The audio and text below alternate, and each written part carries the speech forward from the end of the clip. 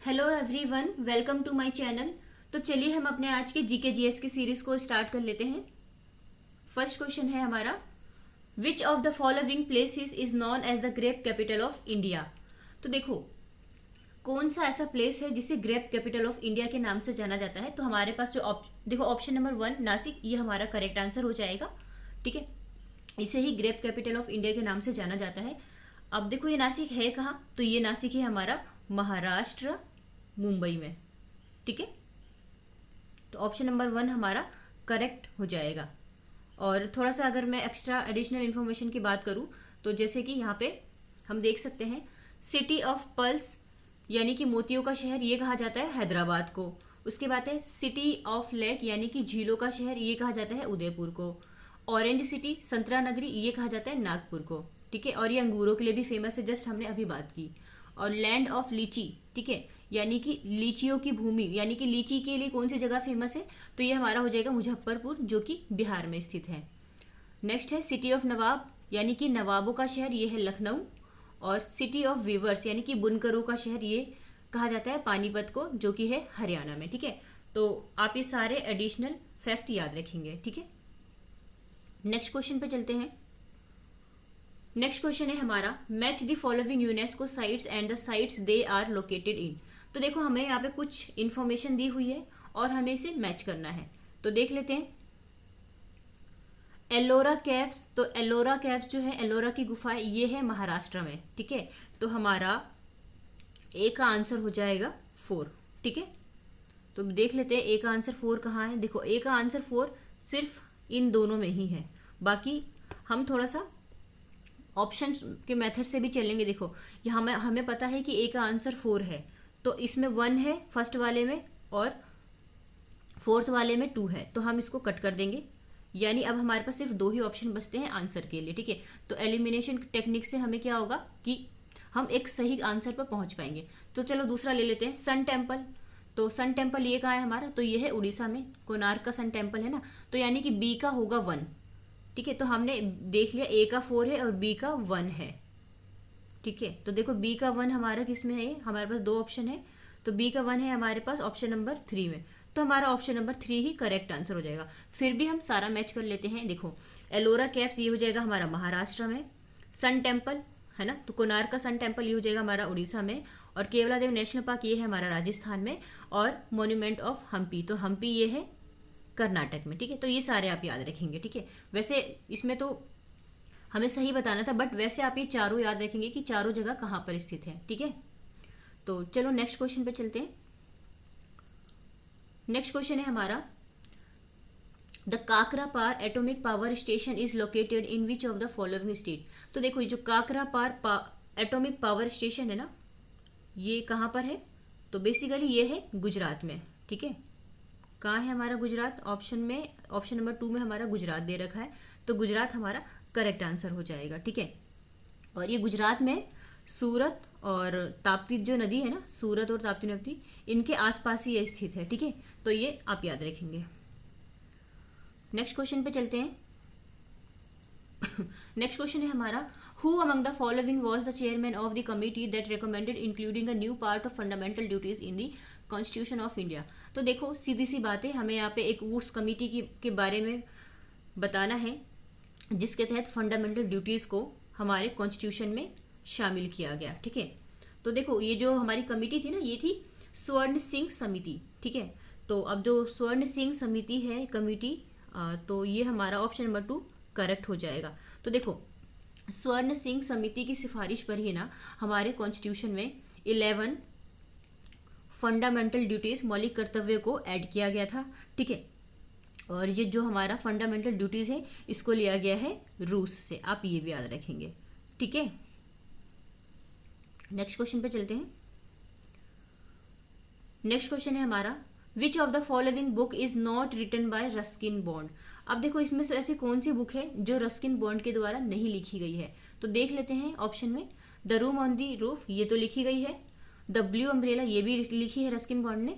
अच्छा, आपने अगर मेरा बुक्स एंड ऑथर का टॉपिक नहीं देखा है तो आप वो देख सकते हैं, वहाँ पे मैंने सारे ही इंपॉर्टेंट बुक्स एंड ऑथर को कवर किया है, ठीक है। और आई थिंक 3 या 4 पार्ट में है वो वीडियो, आप वैसे यूट्यूब पे देख सकते हैं, वो मैंने डाल रखा है, ठीक है। तो चलिए ऑप्शन पे चलते हैं। मिडनाइट चिल्ड्रन, देखो मिडनाइट चिल्ड्रन ये तो नहीं है रस्किन बॉन्ड की बुक, ठीक है। रोड्स टू मसूरी ये है, तो हमें बताना था कौन सा नहीं है, तो ऑप्शन नंबर हमारा करेक्ट हो जाएगा।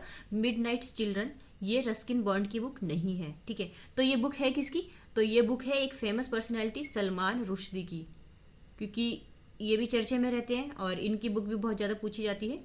कुछ ऐसी पर्सनैलिटीज़ है जिनकी बुक कुछ ज़्यादा पूछी जाती है एग्जाम में, ठीक है। ये सही नहीं लिखा, यहाँ लिख देती हूँ, रुश्दी, ठीक है। तो ऑप्शन नंबर 3 हमारा करेक्ट हो जाएगा, ठीक है। और सलमान रुश्दी से और भी काफ़ी सारी बुक्स पूछी जाती है, और आप चाहे तो मेरी आप बुक्स एंड ऑथर की वीडियो देख सकते हैं, ठीक है। नेक्स्ट क्वेश्चन पे चलते हैं। नेक्स्ट क्वेश्चन है हमारा, what was the name of king Ashoka's daughter whom he appointed to carry out the duties of a Buddhist missionaries. देखो बेसिकली इस क्वेश्चन में क्या बात हो रही है, जो सम्राट अशोक थे ना, किंग अशोक उनकी हमें डॉटर का नाम बताना है। तो देखो एग्जामिनर ऐसे क्वेश्चन भी पूछता है, ठीक है। तो उनकी डॉटर का नाम था, ये तो नहीं था, देखो संघमित्रा इनकी डॉटर का नाम था। तो सिर्फ एक लाइन के फॉर्मेट में याद रखेंगे कि संघमित्रा इनकी डॉटर का नाम था। और जो अशोक थे ना, ये मौर्य वंश के सम्राट, मौर्य वंश के ये ना महान सम्राट थे, महान किंग थे, ठीक है। और ये मौर्य साम्राज्य के 3rd नंबर के किंग थे, ये भी याद रखेंगे आप, ठीक है। वैसे हालांकि इन्होंने बाद में बौद्ध धर्म भी अपना लिया था, ठीक है। तो ये सारे एक्स्ट्रा फैक्ट याद रखेंगे। नेक्स्ट क्वेश्चन पे चलते हैं। नेक्स्ट क्वेश्चन है हमारा, who is named as the missile man of India. तो देखो किसे मिसाइल मैन ऑफ इंडिया के नाम से जाना जाता है, तो बहुत इजी क्वेश्चन है। ये हमारे जो अब्दुल कलाम है, हमारे राष्ट्रपति अब्दुल कलाम, इनको ही मिसाइल मैन ऑफ इंडिया के नाम से जाना जाता था। तो ऑप्शन नंबर 3 हमारा करेक्ट हो जाएगा, APJ अब्दुल कलाम, ठीक है। अब थोड़ा सा जैसे एक्स्ट्रा फैक्ट में बात करूँ तो APJ अब्दुल कलाम, इधर ऐसे में, तो देखो APJ की फुल फॉर्म क्या होती है ये, तो ये होती है हमारी अबुल पाकिर जैनुलाब्दीन अब्दुल कलाम, ठीक है। तो APJ की फुल फॉर्म याद रखनी है, यानी कि सीधी सी बात है, APJ अब्दुल कलाम जो है इनके फुल नेम हमें पता होना चाहिए। और ये हमारे देश के 11th नंबर के प्रेसिडेंट थे, ठीक है। अच्छा, बुक्स एंड ऑथर में भी इनसे क्वेश्चन पूछा जाता है, ठीक है, क्योंकि इन्होंने काफ़ी सारी बुक्स भी लिखी है। तो जैसे 1-2 बुक की मैं बात करूँ ना, तो इन्होंने एक बुक लिखी थी इंडिया 2020, ठीक है। और दूसरी बुक इन्होंने काफ़ी लिखी है वैसे तो, आप ये 2 याद रखिए, विंग्स ऑफ फायर, है ना, आग की लपटें हम कह सकते हैं। तो ये सारे एक्स्ट्रा फैक्ट आप याद रखेंगे। नेक्स्ट क्वेश्चन पे चलते हैं। नेक्स्ट क्वेश्चन है हमारा, Ilyas Khan was born in Lucknow to a family of musician, he was famous for playing dash. तो देखो क्वेश्चन में बात हो रही है कि जो इलियास खान है वो लखनऊ घराना से बिलोंग करते हैं, ठीक है। और वो क्या बजाते थे, किस चीज़ के लिए वो फेमस थे, तो हमें ये बताना है यहाँ पे। तो देखो बेसिकली जो है ना, इलियास खान ये बजाते थे सितार, ऑप्शन नंबर 2 हमारा करेक्ट हो जाएगा, ये सितार बजाते थे, ठीक है। और लखनऊ घराना से ये बिलोंग करते हैं, तो घराना भी आप याद रखेंगे, ठीक है। नेक्स्ट क्वेश्चन पे चलते हैं। नेक्स्ट क्वेश्चन है हमारा, dash national park is the oldest national park in India. तो देखो इंडिया का सबसे पुराना नेशनल पार्क है, उसके बारे में बताना हमें कि कौन सा है। तो देखो इंडिया का जो सबसे पुराना नेशनल पार्क है ना, ये है जिम कॉर्बेट, और जिम कॉर्बेट का पुराना नाम था हेली नेशनल पार्क, ठीक है, हेली नेशनल पार्क। ये जिम कॉर्बेट या जो हेली नेशनल पार्क है, ये बना कब था, तो ये बना था 1936 में। और देखो आपको मैं ऐसे समझा देती हूँ, पहले इसका नाम था हेली नेशनल पार्क, ठीक है, उसके बाद किया गया जिम कॉर्बेट, ठीक है,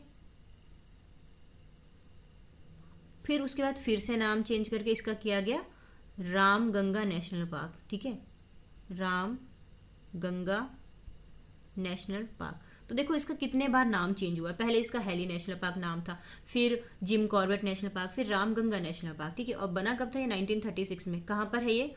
तो ये है उत्तराखंड में, ठीक है। ये हो जाएगा हमारा उत्तराखंड में। और प्रोजेक्ट टाइगर है ना, प्रोजेक्ट टाइगर के तहत आने वाला ये पहला नेशनल पार्क भी था, ये भी आप याद रखेंगे, ठीक है। तो नेक्स्ट क्वेश्चन की तरफ चलते हैं। नेक्स्ट क्वेश्चन है हमारा, dash is known as the cultivation of trees and shrubs. तो किसे ट्रीज एंड श्रब्स के कल्टीवेशन के रूप में जाना जाता है? एक लाइनर फॉर्मेट में, या फिर हम सीधा कह सकते हैं कि एक वन वर्ड के फॉर्मेट में हमें बताना है। तो देखो जो ट्रीज होता है, श्रब्स यानी कि जो झाड़ियाँ होती है, उनका जो कल्टीवेशन होता है, उनकी जो खेती होती है, उसको किस रूप में जाना जाता है? तो इसको कहा जाता है आर्बोरिकल्चर, ठीक है। तो देखो बेसिकली आर्बोरिकल्चर में ना हम ट्रीज है, जो झाड़ी है, उनके मैनेजमेंट पे, उसके रख रखाव की बात करते हैं, ठीक है। तो ऑप्शन नंबर हमारा 3 आर्बोरिकल्चर करेक्ट हो जाएगा, ठीक है। नेक्स्ट क्वेश्चन पे चलते हैं। नेक्स्ट क्वेश्चन है हमारा, what was the theme of world environment day 2023। तो देखो 2023 की वर्ल्ड इन्वायरमेंट डे की हमें थीम बतानी है। तो देखो हमारे जो थीम हो जाएगा, ये हो जाएगा सॉल्यूशन टू प्लास्टिक पॉल्यूशन, ठीक है। यानी प्लास्टिक पॉल्यूशन का सॉल्यूशन निकालना। और सीधा सीधा मैं बोलूँ ना तो कई बार ऐसा थीम ना देके सीधा ये दे देता है बीट प्लास्टिक पॉल्यूशन, ठीक है। तो ये भी याद रखेंगे। हालांकि काफ़ी लंबा चौड़ा थीम है, ठीक है। बीट प्लास्टिक पॉल्यूशन, ठीक है। तो ऑप्शन नंबर 2 हमारा करेक्ट हो जाएगा। नेक्स्ट क्वेश्चन पे चलते हैं। नेक्स्ट क्वेश्चन है हमारा, प्रधानमंत्री जन धन योजना वॉज लॉन्च्ड ऑन। तो देखो जो प्रधानमंत्री जन धन योजना है ना, वैसे तो आई है 2014 में लाए गए से। अच्छा ऑप्शन में हमारे पास 2 ऑप्शन है। अच्छा इसको लाया गया है ना 28 अगस्त 2014 में, प्रधानमंत्री जन धन योजना को, ठीक है। अब देखो जो ये योजना है ना, इस योजना की शुरुआत ना प्रधानमंत्री नरेंद्र मोदी ने लाल किले से की थी 2014 में ही। और उद्देश्य क्या है इसका? ये लिखने में बनता नहीं है थोड़ा। तो देखो इसका बेसिकली जो उद्देश्य है ना, वो है ये कि जो कमज़ोर वर्ग है और जो जिनकी इनकम कम है, ऐसे लोगों की फाइनेंशियल हेल्प करना, ठीक है। कमज़ोर वर्ग के लोग और कम इनकम वाले लोगों की फाइनेंशियल हेल्प करना, ठीक है। तो ये आप ये याद रखेंगे। नेक्स्ट क्वेश्चन पे चलते हैं। नेक्स्ट क्वेश्चन है हमारा, with which of the following states Bardo Chham dance is associated. देखो बारदो छम डांस कौन से स्टेट का है ये? तो ये है हमारा अरुणाचल प्रदेश का, ठीक है। ऑप्शन नंबर 4 करेक्ट हो जाएगा, अरुणाचल प्रदेश, ठीक है। बारदो छम।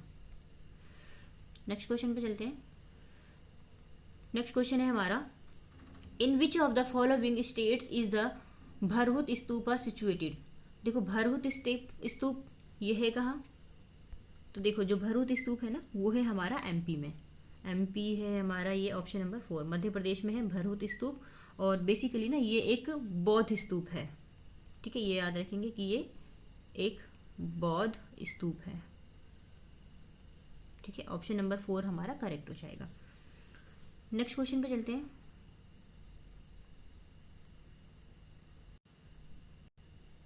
What is the approximate literacy rate of India as per the 2011 census, ठीक है। तो देखो 2011 के सेंसस के अकॉर्डिंग ना इंडिया की लिटरेसी रेट के बारे में लिटरेसी रेट हमें बताना है कि कितनी थी है, ठीक है। तो देखो इसकी जो एग्जैक्ट लिटरेसी रेट थी ना, वो थी हमारी 74.04%। ऑप्शन नंबर 3 करेक्ट हो जाएगा, ठीक है। तो कई बार क्या होता है, एक करेक्ट डाटा भी याद रखना जरूरी होता है, क्योंकि एग्जामिनर का हमें कुछ नहीं पता वो किस तरह से क्वेश्चन को पूछ सकता है। क्या पता वो 74 दे दे, फिर 74.04% दे दे, है ना, या 73 दे दे, ठीक है। तो हमें एग्जैक्ट डाटा भी याद रखना है, ठीक है। तो ऑप्शन नंबर 3 तो हमारा करेक्ट हो जाएगा। और देखो यहाँ पे बात हो रही है सेंसस की ना, तो सेंसस पहली बार ये कराया गया था इसको 1872 में लॉर्ड मेयो के शासनकाल में, ठीक है। लॉर्ड मेयो के शासनकाल में कराया गया था इसको पहली बार। और जो नियमित रूप से ये हमारा सेंसस हो रहा है ना, वो हो रहा है 1881 से, लॉर्ड रिपन के शासनकाल में, ठीक है। और 1881 से हर 10 साल के गैप पर इसको कराया जाता है, ठीक है। तो आप ये याद रखेंगे। नेक्स्ट क्वेश्चन पे चलते हैं। नेक्स्ट क्वेश्चन है हमारा, where is the world heritage site Konark sun temple situated in India. अच्छा, ये क्वेश्चन अभी हमने किया है वैसे। कोणार्क सन टेम्पल ये है कहाँ, तो ये उड़ीसा में। अभी हमने मैच दी यूनेस्को हेरिटेज साइट्स में पढ़ा था ना अभी हमने, हेरिटेज साइट्स में, ठीक है। तो ये हमारा ऑप्शन नंबर 4 करेक्ट हो जाएगा। कोणार्क सन टेम्पल ये है उड़ीसा में, ठीक है। और जगन्नाथपुरी रथ यात्रा ये भी उड़ीसा से संबंधित हो जाएगा, ठीक है। और नुआखाई फेस्टिवल है एक, वो भी हमारा उड़ीसा से ही संबंधित है, ठीक है। नेक्स्ट क्वेश्चन पे चलते हैं। नेक्स्ट क्वेश्चन है हमारा, the Airavateshwara temple in Tamil Nadu was built by dash. देखो, जो तमिलनाडु में एरावतेश्वर टेम्पल है, इसको किसने बनवाया था, तो इसको बनवाया था, देखो ये आप ये याद रखिए कि तमिलनाडु में मोस्ट ऑफ जो टेम्पल्स है ना वो चोल डायनेस्टी के द्वारा बनवाया गया है, ठीक है। तो देखो ये तो नहीं होगा, ये भी नहीं होगा, और बाकी इसको बनवाया गया है राजराज चोला सेकंड के द्वारा। ऑप्शन नंबर 4 करेक्ट हो जाएगा, ठीक है। नेक्स्ट क्वेश्चन पे चलते हैं। नेक्स्ट क्वेश्चन है हमारा, who among the following was the first Indian musician to receive the Raman Magsaysay award. तो देखो, फर्स्ट इंडियन म्यूजिशियन कौन है जिसको कि रमन मैग्सेसे अवार्ड दिया गया है, तो ये हमारी हो जाएगी MS सुब्बुलक्ष्मी, ठीक है। तो इनको ही पहला रमन मैग्सेसे पुरस्कार मिला था म्यूजिशियन के फील्ड में, और कब मिला था, 1974 में, ठीक है। आप ये याद रखेंगे, ठीक है। नेक्स्ट क्वेश्चन पे चलते हैं। Long walk to freedom is an autobiography of dash. तो देखो, लॉन्ग वॉक टू फ्रीडम ये किसकी ऑटोबायोग्राफी है, तो ये हो जाएगी ऑटोबायोग्राफी नेल्सन मंडेला की, ठीक है। अफ्रीका से बिलोंग करते हैं ये नेल्सन मंडेला, ठीक है। और इनको ना साउथ अफ्रीका का गांधी भी कहा जाता है, ठीक है, ये भी याद रखेंगे, साउथ अफ्रीका का गांधी भी कहा जाता है। और लॉन्ग वॉक टू फ्रीडम, देखो ये भी आपका एक तरह से बुक्स एंड ऑथर का ही क्वेश्चन है, ठीक है। तो आप देख ही लेना बुक्स एंड ऑथर की वीडियो, ठीक है। और ये ऑटोबायोग्राफी हो जाएगी नेल्सन मंडेला की, ठीक है। नेक्स्ट क्वेश्चन पे चलते हैं। नेक्स्ट क्वेश्चन है हमारा, इन जून 2022 reserve bank of India has released a report title. तो देखो 2022 में ना RBI ने एक रिपोर्ट रिलीज किया है, किस टाइटल से, तो ये है हमारा पेमेंट विजन 2025, यानी कि ऑप्शन नंबर 2 हमारा करेक्ट हो जाएगा, पेमेंट विजन 2025, ठीक है। अब देखो यहाँ पे सिर्फ ये एक लाइन में आप इसका टाइटल याद रखेंगे, पेमेंट विजन 2025, और RBI की बात हो रही है, तो इसकी स्थापना हुई थी 1 अप्रैल 1935 को, ठीक है। और इसके वर्तमान में जो गवर्नर है वो हो जाएंगे शक्तिकांत दास, जो कि 25 नंबर के गवर्नर हैं, ठीक है। आप ये याद रखें। नेक्स्ट क्वेश्चन पे चलते हैं। नेक्स्ट क्वेश्चन है हमारा, Bharatanatyam and Kuchipudi dancer Yamini Krishnamurthy was awarded which of the following award in 2016। तो देखो बहुत ही सिर घुमाने वाला क्वेश्चन है। इसने क्या किया है, इसने बता दिया है कि यामिनी कृष्णमूर्ति ये भरतनाट्यम से बिलोंग करती है और कुचिपुड़ी, मतलब ये दोनों ही डांस करती है, ये भी एग्जामिनर ने बता दिया है। पर ये पूछ रहा है कि 2016 में ना इनको अवार्ड जो मिला वो कौन सा था, ठीक है। तो है ना थोड़ा सा डिफिकल्टी है। तो देखो 2016 में जो इनको अवार्ड मिला था ना, वो मिला था पद्म विभूषण। ऑप्शन नंबर 4 में हमारा पद्म विभूषण, ठीक है। अब एक दो चीज़ और याद रखेंगे, क्योंकि ऐसे पर्सनालिटीज से तो क्वेश्चन बनते ही बनते हैं, ठीक है। 2016 में मिला पद्म विभूषण, मैं शॉर्ट में लिख रही हूँ, ठीक है।